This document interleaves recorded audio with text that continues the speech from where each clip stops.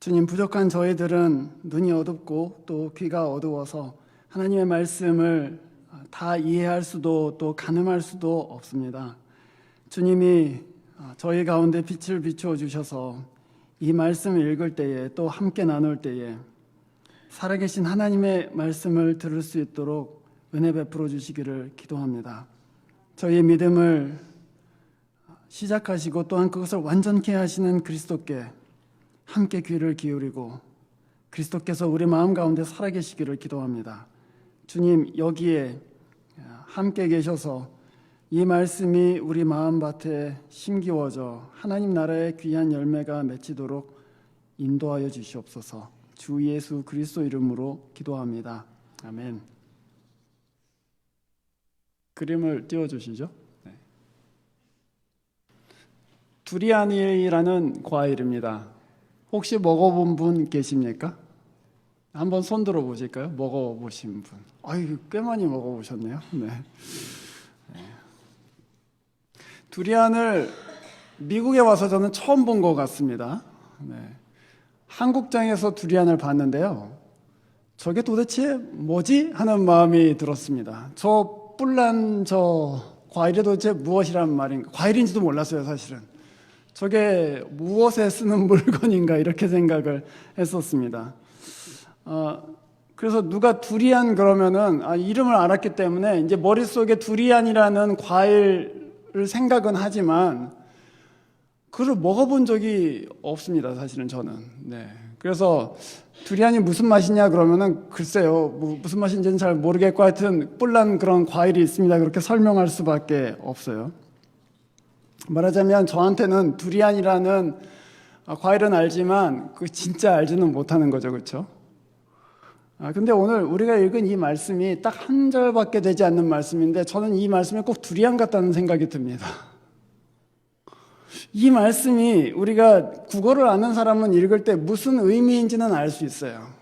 바울이 그리스도와 함께 십자가에 못 박혔다고 하는구나 이렇게 이해할 수는 있지만 이 말씀을 맛보기 전까지는 이 말씀의 그 진리를 우리가 대면하기 전까지는 사실 진짜 안다고 할 수가 없는 것이죠. 그 말씀이 갈라디아서 2장 20절에 있다는 것 그거 알고 있고 무슨 내용인지도 알지만 그걸 진짜 맛보지 못하면 그거는 사실 아는 것이 아닙니다. 영적인 어떤 유익과 실상을 맛보는 유일한 길은 우리가 지금까지 믿음에 대해서 많이 얘기했지만 사실은 믿음입니다. 믿음을 통하지 않고서는 이 성경에 기록된 또 하나님이 우리한테 주시는 어떤 영적인 유익도 사실은 경험할 수가 없습니다. 제가 조금 더 쉽게 말씀을 드릴게요. 여기에 어떤 아이가 그 퍼스터 케어라고 하잖아요. 그런 집을 여러 해 돌아다니는 아이가 하나 있다고 생각을 해보세요. 그리고 어느 집에서 드디어 퍼스터 케어가 아니라 우리가 이 아이를 진짜 우리의 자식으로 그렇게 입양하겠습니다. 그래서 이 아이를 입양해요. 근데 이 아이는 지난 몇 년 동안 이 가정에 갔다가 옮겨가고 저 가정에 갔다가 옮겨가고 했기 때문에 누구도 자기를 진짜로 사랑한다고 생각하지를 않아요. 그래서 이 양 부모들이 잘해주고 자기 정말 자식처럼 키우고 또 돌봐주고 하는데 이 아이의 깊은 마음속에는 내가 혹시 잘못하면은 쫓겨날지도 몰라 하는 그런 마음이 늘 있단 말이죠.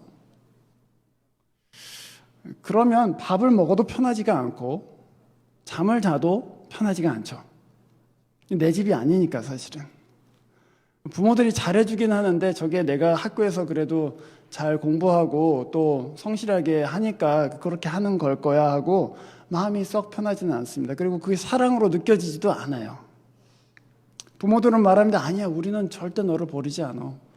너는 이제 우리 아들이야. 그렇게 얘기하지만 이 아이가 그것을 받아들일 때까지 이 양부모가 진짜 나를 아들로 생각하는구나. 난 진짜 아들이구나 하는 그 사랑을 완전히 믿기 전까지는 사랑이 사랑으로 느껴지지 않습니다. 그런데 이 아이가 일단 그 사랑을 받아들이잖아요. 진짜 내가 이 분들의 아들인가 보다. 진짜 나를 그렇게 사랑하는구나 하고 그 사랑을 믿으면요. 이 양 부모들이 야단을 칠 때에도 거기에 상처가 되지 않습니다. 야단을 칠 때에도 나를 사랑하는구나 이렇게 느끼지 그거를 다르게 느끼지 않죠. 그 사랑이 실제가 되는 것은 이 아이가 그 부모의 사랑을 진짜 믿을 때입니다. 뭐가 바뀌었죠? 부모가 대하는 게 바뀌었나요? 또는 집이 바뀌었습니까? 또는 먹을 게 바뀌었습니까? 아무것도 바뀐 것은 없습니다. 이 아이가 이 사랑을 믿는가 안 믿는가 그것만 바뀌었어요. 그런데 모든 것이 바뀌어요. 우리와 하나님의 관계가 마치 그와 같지 않은가 저는 그런 생각을 합니다. 하나님이 우리를 진짜 사랑하고 계신다. 하나님이 나를 진짜 끝까지 사랑하고 계신다. 그 사랑이 결코 나를 버리지 않는다는 것을 믿기 전까지 그 은혜가 깨달아지지 않습니다. 하나님이 하시는 일들도 잘 보이지 않아요. 근데 저는 이 설교자가 하는 역할은 여러분한테 그 진리를 경험하게 해드릴 수는 없어요, 사실은. 저는 두리안이 어떤 맛인지 여러분한테 아무리 설명을 해도 여러분이 그런 맛이구나 할 수가 없어요. 저는 다만 두리안은 맛있는 과일이에요 라고 설명할 수 있을 뿐이죠. 하나님의 말씀이 진짜 우리에게 생명이 됩니다 라고 말할 수 있을 뿐이지 이걸 경험하는 사람은 이걸 경험하기 위해서는 여러분이 믿음으로 그 사랑을 받아들이셔야지만 경험할 수 있어요. 저는 그렇게 되기를 바라고 있습니다. 믿음에 이르러서 하나님이 진짜 나를 사랑하시는구나. 그래서 이 일들을 하시는구나. 그래서 이리로 옮겨주시는구나 하는 그 영적인 지각이 열리고 또 은혜를 경험하실 수 있기를 바랍니다. 제가 베일러에서 가르칠 때 신입생들한테 야 니네 무엇이 제일 지금 두려우냐 이렇게 설문조사를 줄곧 했었습니다. 제 생각에는 뭐 학점을 잘못 받는 거 뭐 이런 게 1번으로 나올 줄 알았거든요. 그런데 신입생들한테 무엇이 가장 두렵냐 하고 물어보면은 반 이상의 아이들이 being alone 이렇게 대답합니다. 혼자 되는 것이 제일 무섭습니다. 이렇게 얘기해요. 아무하고도 친구가 되지 못하는 것 또는 left out 되는 게 제일 두렵습니다. 이렇게 얘기하죠. 그 본질적인 사람의 두려움 아니겠습니까? 혼자 있게 되는 거. 여러분 점심에 혼자 밥 먹는 거 되게 싫으시죠? 괜찮으세요? 네, 라면만 먹으셔도 괜찮으세요? 네.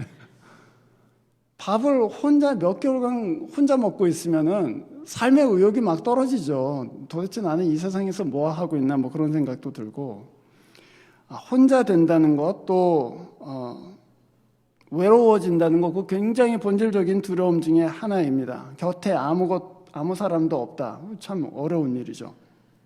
누군가 함께 있다는 것은 또 얼마나 큰 복이 아니겠습니까? 여러분 지금 옆에서 함께 예배드리는 분들 별거 아닌 것 같지만 상당한 복인 줄로 아시기 바랍니다. 진짜 복이에요. 네.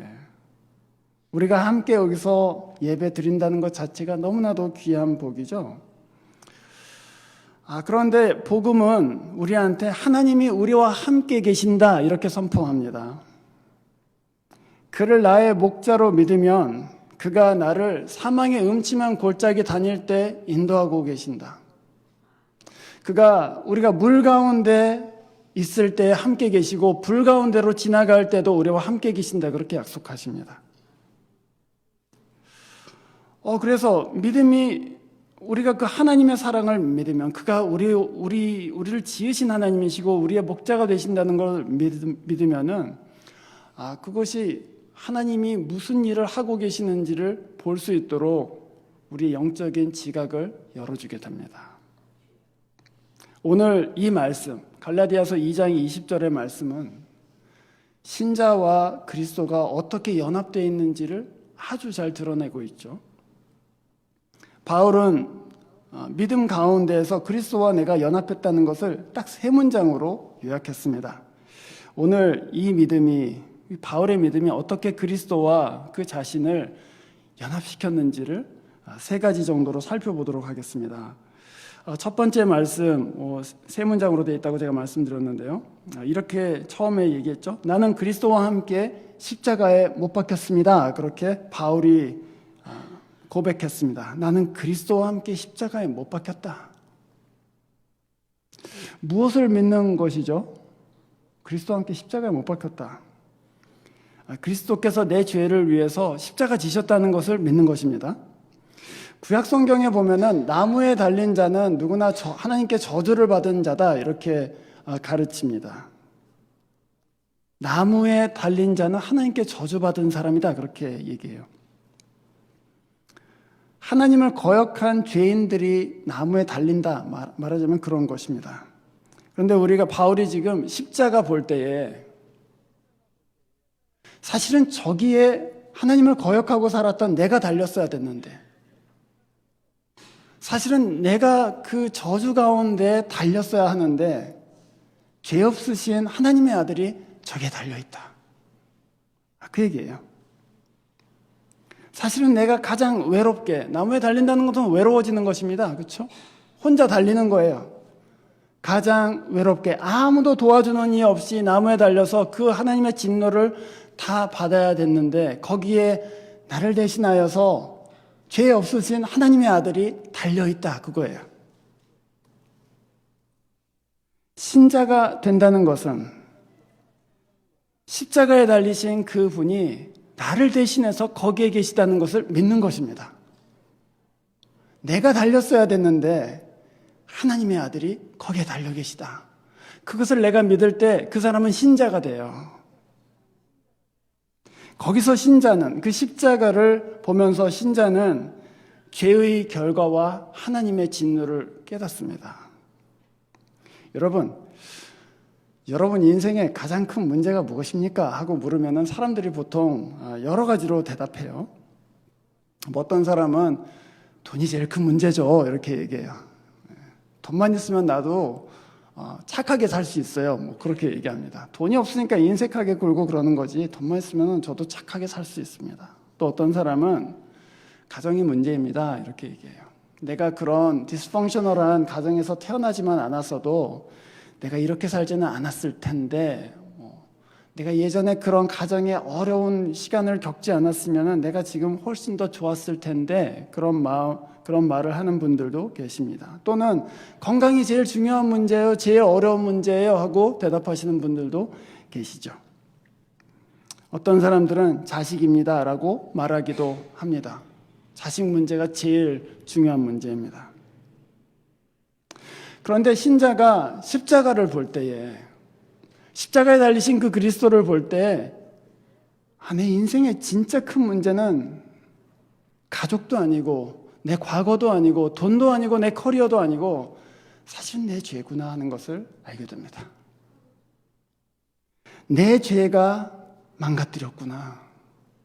내 죄 때문에 이렇게 큰 곤경 가운데 있는 것이구나. 하나님의 진노 아래 있게 된 것이 가장 큰 죄, 가장 큰 어려운 문제구나 하는 것을 알게 됩니다. 저는 일주일에 한 번씩 제일에 가서 성경 공부를 인도하는데 거기에 있는 죄수들하고 성경 공부를 하다 보면 복음이 아주 쉽게 들어가는 것을 늘 경험합니다. 그 이유 중에 하나가 뭘까 생각을 해봤어요. 그런데 제가 생각해 보니 이분들은 죄가 자기 인생을 망가뜨린 거를 본 분들이에요. 그래서 제가 어떤 우리의 영적인 죄들에 대해서 얘기할 때 맞다고. 그게 내 인생을 망가뜨렸다고. 그게 내 고집이 내 가정을 부서뜨렸더라고. 또 내가 너무 알코올에 이렇게 중독되어서 그 쾌락을 쫓은 결과로 이렇게 됐다고. 그렇게 자기 죄가 망가뜨린 결과들을 본 분들이죠. 그래서 복음을 금방 받아들여요. 우리는 사실 살면서 여러 가지 다른 것들이 문제라고 생각하지만 십자가를 볼 때에는 진짜 문제는 죄의 문제구나 하는 것을 알게 됩니다. 그런데 그 곤경, 내 죄로 인해서 망가진 가정, 내 죄로 인해서 망가진 인생, 그것들을 보면서 우리가 십자가 볼 때에 내가 사실은 그 곤경 가운데서 하나님의 저주를 다 감당하고 무너졌어야 마땅한데 거기에 죄 없는 한 의인이 서서 나무에 달려있는 것을 본다는 것입니다. 그래서 그를 나를 대신해서 거기에 달려 계신다 하고 믿으면, 그러면은 그 믿음이 2000년을 뛰어넘어서 2000년 전에 십자가에 달리신 그 예수와 오늘 믿고 있는 나를 연합시켜요.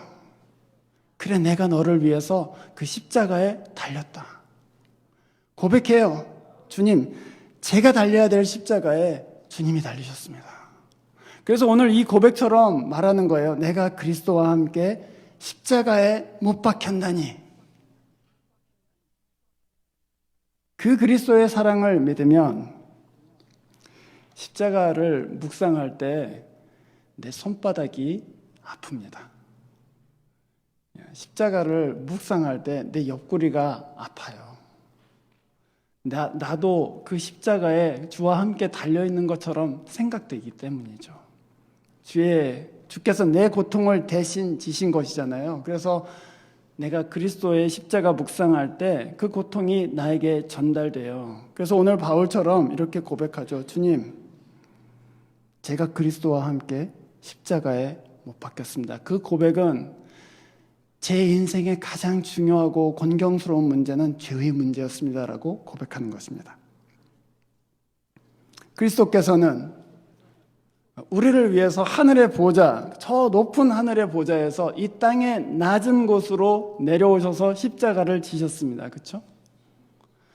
그 예수를 믿는 사람들은 땅에 있지만 그 십자가로 나를 들어 올려서 그리스도와 함께 거기서 함께 십자가에 못 박혀요. 그게 신자가 그리스도와 연합되는 자리입니다. 내 죄를 깨닫는 자리, 그리고 내 구원자를 고백하게 되는 자리, 거기서 신자와 그리스도가 연합되게 돼요. 그리스도와 함께 못 박혔다라고 고백합니다.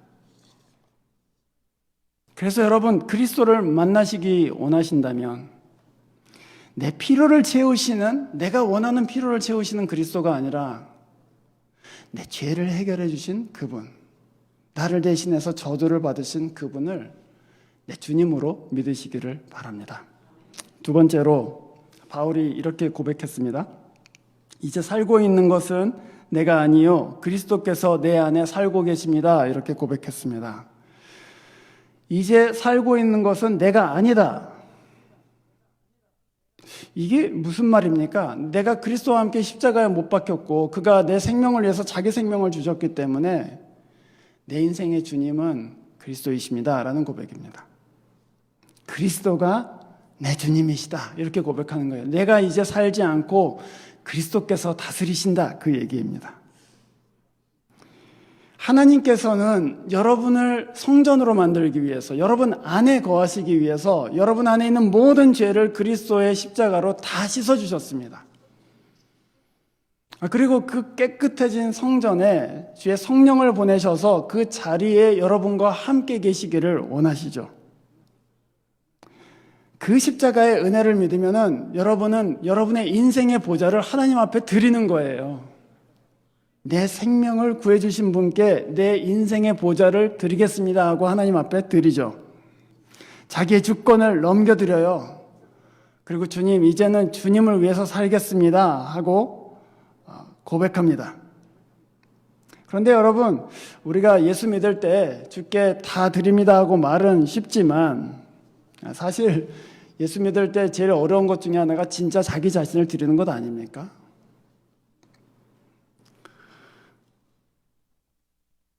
제가 고등학교 다닐 때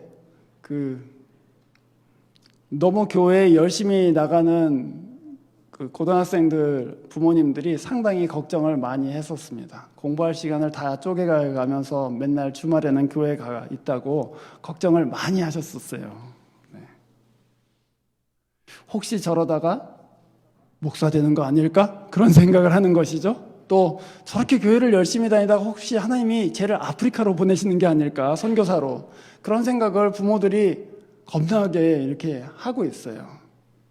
그런 생각들이 우리 안에 있습니다. 하나님 앞에 다 드린다고 하면 혹시 하나님이 나를 선교사로 보내시는 것은 아닌가, 혹시 아프리카 저 골짜기로 가라고 하시는 건 아닌가 하는 두려움이 저한테 있지요. 그러나 여러분, 주님께서는 양들을 살리고 또한 그 생명을 풍성하게 하시러 오셨지 고생시키러 오신 분이 아니시지 않습니까? 계시록 3장 20절에 이런 말씀이 있습니다. 한번 같이 읽어보시죠. 보아라, 내가 문 밖에 서서 문을 두드리고 있다. 누구든지 내 음성을 듣고 문을 열면 나는 그에게로 들어가서 그와 함께 먹고 그는 나와 함께 먹을 것이다. 예수를 영접하면 예수님이 뭘 하신다고요? 밥 먹겠다고 그러셨습니다. 그렇죠? 나는 너와 함께 먹을 것이다. 여러분, 이 말씀을 그냥 밥 먹자는 말씀으로 이해하시면 안 되죠. 사람이 같이 밥 먹자는 것은 무슨 얘기입니까? 우리 한상에서 너랑 나랑 같이 밥 먹자. 그 무슨 얘기입니까? 내가 너를 사랑하고 있다. 그 얘기죠. 내가 너를 친구로 여긴다. 내가 너를 가족으로 여긴다. 그 얘기예요. 우리가 예수를 우리 인생의 주님으로 받아들이면 그분은 우리를 막 아무데나 보내시거나 우리를 하찮게 종노릇하게 만드시는 분이 아니십니다. 그분은 우리에게 내 옆에 와서 같이 먹자. 내가 너를 먹여줄게. 내가 너의 뒤를 봐줄게. 내가 너의 주님이 되어서 네가 굶지 않도록, 네가 외롭지 않도록 내가 옆에 있어 줄게. 그게 주님의 마음이죠. 그래서 문 밖에 서서 두드리시는 거예요. 마음의 문을 열라고, 그 보좌로 나를 맞이하라고 하나님께서는, 주님께서는 우리의 마음의 문을 두드리십니다. 그걸 믿는 거예요. 내가 주를 영접하면 그분은 내게 오셔서 함께 먹고 나를 유익하게 하시겠구나. 그래서 그 주를 맞아들입니다. 바울은 그 두 번째, 내가 살지 않고 그리스도께서 사신다, 이렇게 얘기했습니다. 그 말은 나는 이제 그리스도를 위해 살기로 작정했습니다 라는 얘기예요. 내 생각대로 하지 않겠습니다. 하나님의 생각대로 하겠습니다. 그 얘기죠. 그가 나를 인도하시는 대로, 그가 나에게 명하시는 대로, 그 뜻을 드러내시는 대로 내가 그 뜻을 위해서 살겠습니다 하고 고백하는 것입니다. 그래서 사실은 신자가 그리스도와 연합되는 길, 하나님의 임재를 아는 길은 그 십자가의 은혜를 받아들이고 내 삶의 주인은 그리스도이시라는 것을 믿는 것입니다. 그를 기쁘시게 하기 위해서 살아보세요. 여러분 자신을 위해서 사시는 것이 아니라 그리스도를 위해서 한번 살아보세요. 그러면 그 그리스도가 여러분의 마음을 다스리시고 그 마음 가운데에 하나님의 일을 일으키시기 시작합니다. 여러분이 그리스도를 주인으로 모셔드리고 그를 믿고 살면 여러분 인생 전체가 새로워지는데요.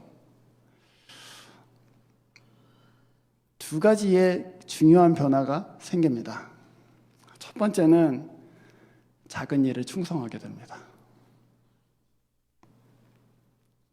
모든 것이 그리스도를 위한 일이기 때문에 예전에는 하찮게 봤던 일들, 그런 걸 내가 왜 하냐고 했던 일들을 충성스럽게 할 수 있게 됩니다.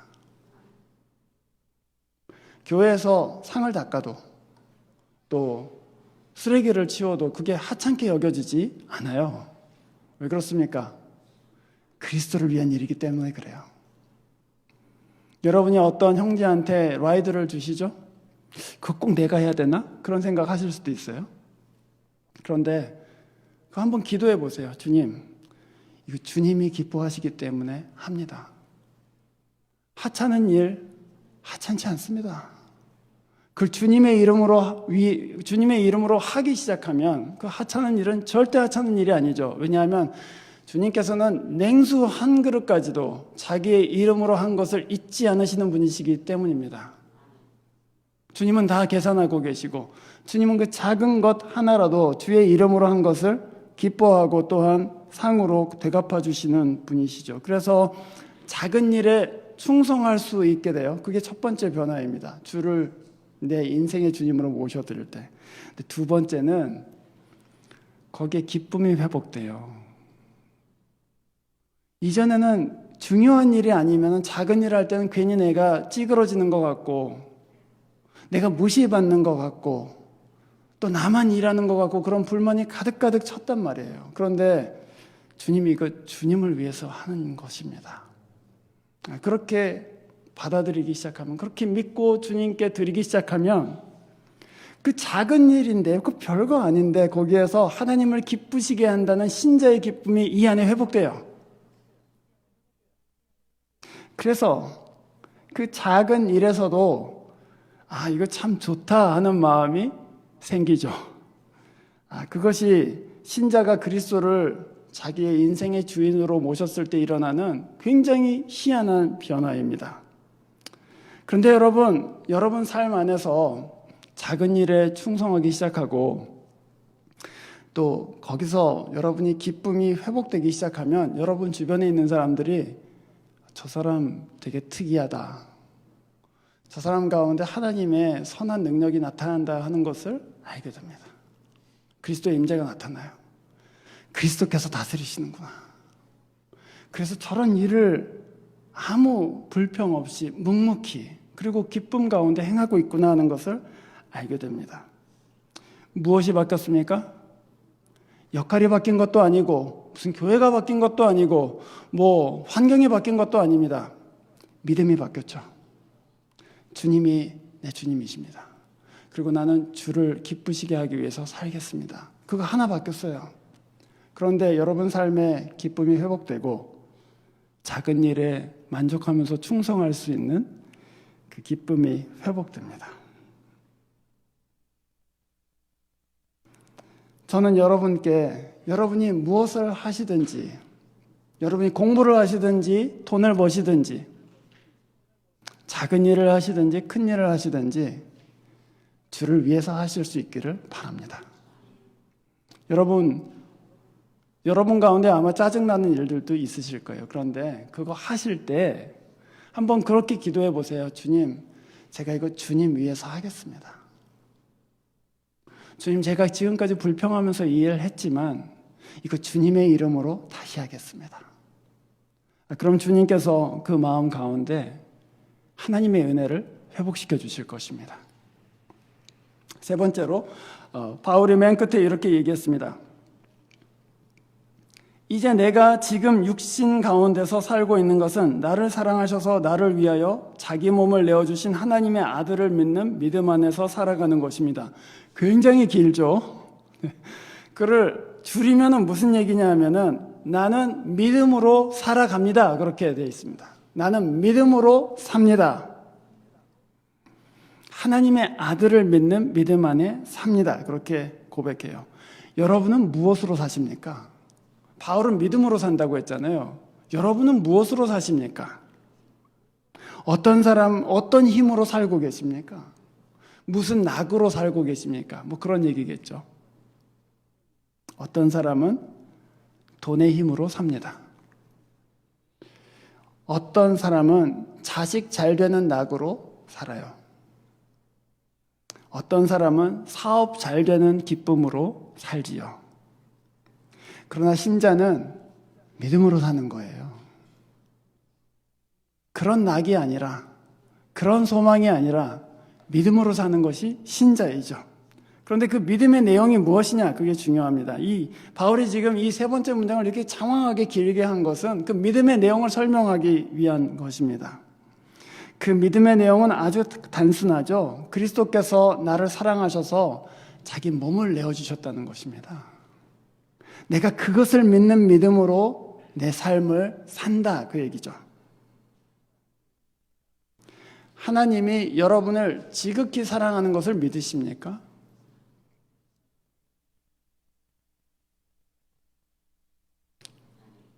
하나님이 여러분을 지극히 사랑하는 것을 믿으세요? 아니, 진짜로. 진짜 믿으십니까? 하나님이 나를 지극히 사랑하신다는 것을 어디서 믿을 수 있죠? 십자가 보고 믿는 거죠. 나를 위해서 목숨을 주셨는데 그 십자가를 보면서 하나님이 나를 진짜 사랑하시는구나, 그것을 믿을 수 있는데, 그걸 믿으면 두 가지의 진리를 깨닫게 됩니다. 첫 번째는 하나님은 결코 나를 포기하시지 않겠구나. 그걸 알게 돼요. 하나님이 자기 아들을 죽음에까지 내어주셨다면 나를 절대로 포기하실 리가 없구나. 내가 어떤 죄를 짓건, 내가 어떤 실수를 하건, 내 과거가 어떠했건, 내 성격이 어떠하건 상관없이 나를 결코 포기하지 않으시겠구나 하는 것이 분명해집니다. 두 번째는 사실 첫 번째에서 딸려 나오는 것인데 하나님께는 내가 너무 소중하구나 하는 것을 알게 됩니다. 그게 굉장히 중요해요. 여러분은 하나님께 소중한 사람들임을 아셔야 돼요. 소중하기 때문에 자기 아들을 주시면서까지 구원하시려고 한 것이죠. 나는 하나님께 지극히 소중할 뿐만 아니라 하나님께서는 나를 거룩하게 만들기로 작정하셨구나. 그것을 깨닫게 됩니다. 그 힘으로 사는 거예요, 사실은. 여러분 안에서 너는 못난 사람이야. 여러분 안에서 너는 그런 가정에서 태어났기 때문에 그 정도밖에 안 되는 거야 하고 여러 가지 정죄하는 목소리와 발목을 붙잡는 목소리가 들려도 믿음으로 사는 것이죠. 하나님은 나를 포기하시지 않는다. 하나님은 나를 끝까지 사랑하신다. 그것을 믿기 때문에 그 목소리들을 듣지 않고 하나님께는 내가 소중한 사람이지 하고 그 믿음으로 살 수 있는 것입니다.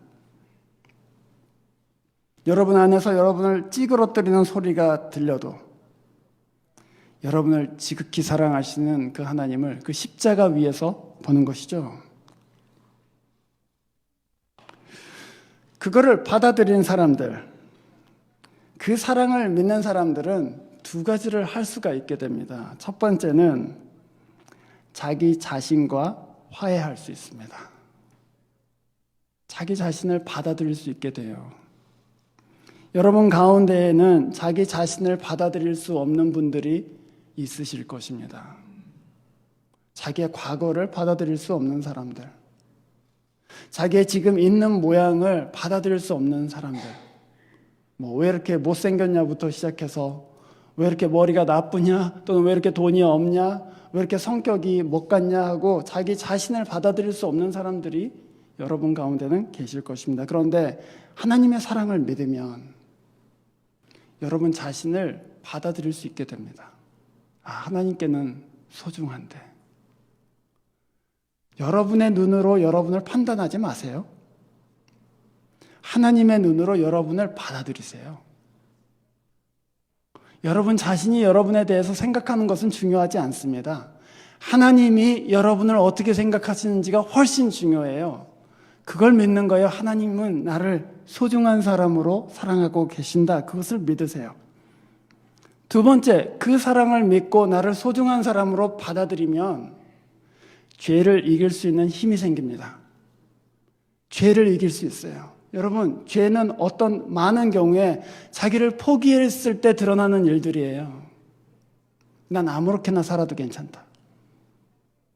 나는 쓸모없는 사람이니까 아무렇게나 살아도 괜찮다. 그런 마음이 그 절망과 함께 들어온단 말이에요. 그런데 내가 하나님께 소중한 사람이라는 것을 믿으면 죄를 이길 수 있는 힘이 생겨요. 내가 하나님께 소중한데 이렇게 살 수는 없다. 그래서 자기를 죄나 허무한 것에 그냥 방임하지 않습니다. 더더군다나 다른 사람의 인생도 소중하게 생각하기 시작하죠. 그리고 사랑할 수 있습니다.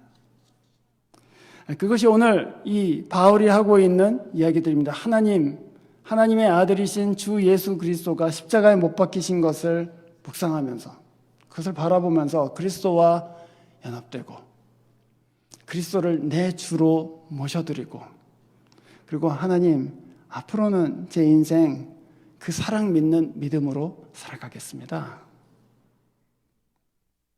그렇게 사랑에 응답하면서 사는 거예요. 하나님의 구원을 얻으려고 무엇을 하는 것이 아니라 그분이 이미 나를 사랑하시고 받아주셨기 때문에 저는 그 하나님께 응답하면서 살겠습니다. 그가 나를 용서하셨듯이 나도 용서합니다. 그가 내 짐을 지셨듯이 나도 내 형제의 짐을 집니다. 그가 나같이 못생긴 사람을 존귀하게 생각하시듯이 나 역시도 모든 사람을 존귀하게 생각합니다. 그 믿음으로 사는 사람을 이 세상은 결코 이길 수 없습니다. 결코 낙담시킬 수도 없지요. 그가 너무나도 그리스도와 깊이 연합되었기 때문에 세상은 그를 이길 수가 없습니다. 이 믿음을 가지시기를 바랍니다.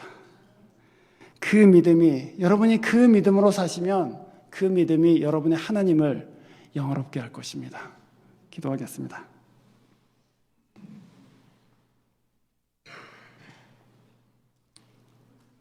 주님, 저희들은 그리스도의 십자가를 묵상하고 그리스도와 연합되기를 간절히 바라고 있습니다. 우리를 사랑하시고 또한 자기 자신을 주신 그 하나님께 우리 자신을 내어드리고 또 주로 삼아서 이 세상이 감당할 수 없는 순결한 믿음 가진 교회와 가정 되도록 인도하여 주시옵소서. 그리하여서 이 믿음으로 주님을 영화롭게 하고 주님을 기쁘시게 하는 하나님의 백성들 되도록 도와주시옵소서. 주 예수 그리스도 이름으로 기도합니다. 아멘.